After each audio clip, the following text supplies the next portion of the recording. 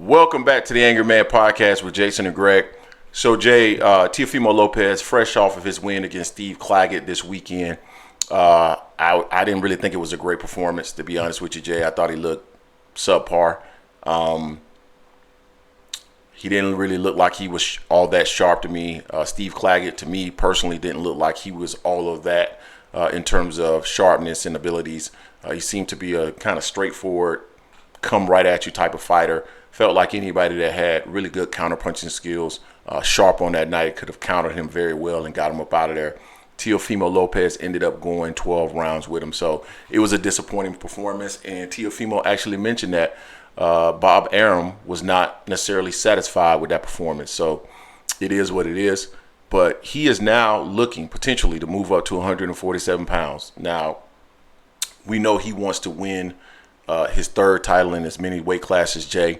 And of course, with Top Rank, they're going to keep everything in-house. That's typically what they do. I know PBC is always supposedly criticized for keeping fights in-house, but in reality, we've seen Top Rank do that. And that was actually the Top Rank model a few years ago. So it's interesting to me that they never get criticized for that. But Jay, that's a different topic for a different day. But yeah, so, you know, he's thinking about moving up. And of course, that would be against a Brian Norman Jr., who is currently the WBO welterweight champion. Now, I think about this, Jay, and I think about Brian Norman Jr., and I think he gets criticized because of his performance against, I believe it was Boachica, who he performed not up to expectation, right? But yeah. I think he's getting a raw deal because I actually think Brian Norman Jr. is damn good. And we saw that in his last fight against Santillan, where he was able to win that WBO title. And now he's a player at welterweight. When I think about Brian Norman and his style, I think he can do things similar to what Steve Claggett did Saturday night, but with much more force, power, and he's just an overall bigger guy. So I do not believe that is a good matchup for him. Now, I know a lot of people are going to say, oh, man, Teofimo Lopez come in there and he smashed Brian Norman Jr. I don't believe that. Nah, that may be because I'm based out of Atlanta, Georgia. Hey, I'm biased, and that's fine. But at the end of the day, I just think that he brings something to the table that Teofimo probably hasn't seen yet in that package, right? I'm talking about size, power, as well as the overall skill set. It is my opinion that Teofimo Lopez should keep his happy tail at 140 pounds and focus on unifying the titles at 140. You got Pitbull there. You still got Devin Haney there, although he's saying that he's not going to fight at 140 pounds. He's no longer going to be restricted. You still got him there. You got a lot of players there at 140 pounds and an opportunity to unify the titles there. Why not focus on that?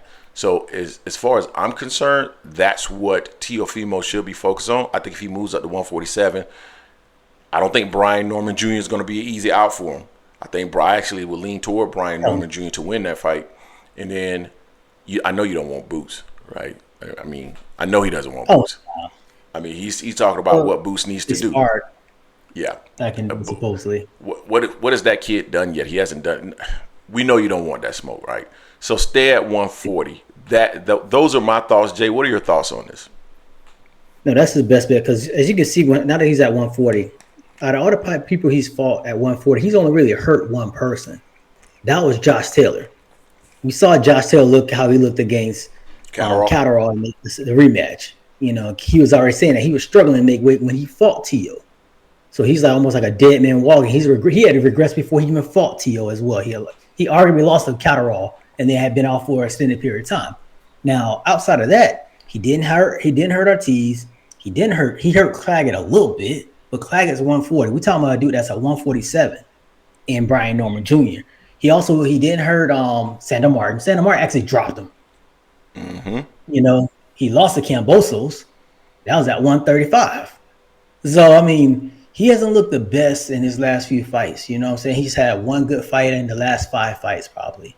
You know, moving up to a guy to fight someone like Brian Norman Jr., who's been hungry, who pretty much had he pretty much said his contract was on the line his last fight. You know, if he had lost that fight, he wasn't going to be resigned by Top Rank. Now that he won and he showed the heart, he showed that he had a dog in him in that fight there. That's not what Tio wants. Tio don't want someone like that. He wants someone that's just going to stand right in front of him, no head movement, not going to move around, not going to have, not going to bring much to the table like Brian Norman Jr. will. But Brian Norman Jr. is going to come to the fight, and he's going to see it as disrespect that someone's coming up from 140 to 147 to try to take his strap that he worked hard to get where he's at right now. I don't think Brian Norman Jr. rather relinquish that just yet, And Tio, we don't know what you want to get with Tio. He talks a big game, but you're not a cash cow either. You ain't. You haven't really fought on. Well, did he fight pay-per-view one time against? That wasn't even against Lomachenko. I don't think that was on pay-per-view either. If I'm not mistaken, may have been, but I remember they were trying to get a fight on pay-per-view. I thought they were trying to get Camboso on pay-per-view, and it didn't end up. Yeah, and it didn't. Yeah. So I mean, he ain't that dude, and he's talking. He's trying to tell Bob, you guys got to deal with me. He's thinking like he dictate, run stuff, but he really doesn't on anything. And I mean, nah, Brian Norman Jr. is not what he wants. He don't want a fighter like that. To your point, he need to stay around, fight the guys at 140. Pitbull. I don't think he want to fight a Pitbull Cruz just because of Pitbull style. He wants someone that's not going to be as tough as far as being rough and rugged like that, and power and has a tenaciousness of a Pitbull, the way Pitbull fights. I don't think that style works well for Tio. There's Poirier, who'll be a hell of a fight with him as well. We know there's Devin Haney, but Devin Haney's probably put himself on the shelf for a year the way he's talking, and then he has his mandatory out there, but he's not going to fight his mandatory. He already said he don't want to do that. But him moving at 147, I think that'd be a mistake to go at Brian Norman Jr. I don't think that's the dude you want to go at. I don't think so. I don't think so either, but we'll see what ends up happening. I know he wants to win that title, or at least he wants to win another title in a different weight class, and that's fine. I don't begrudge any fighter for being ambitious in terms of their career, and so if he wants to be that ambitious and move up and try to capture a title at 147 pounds, then by all means do so.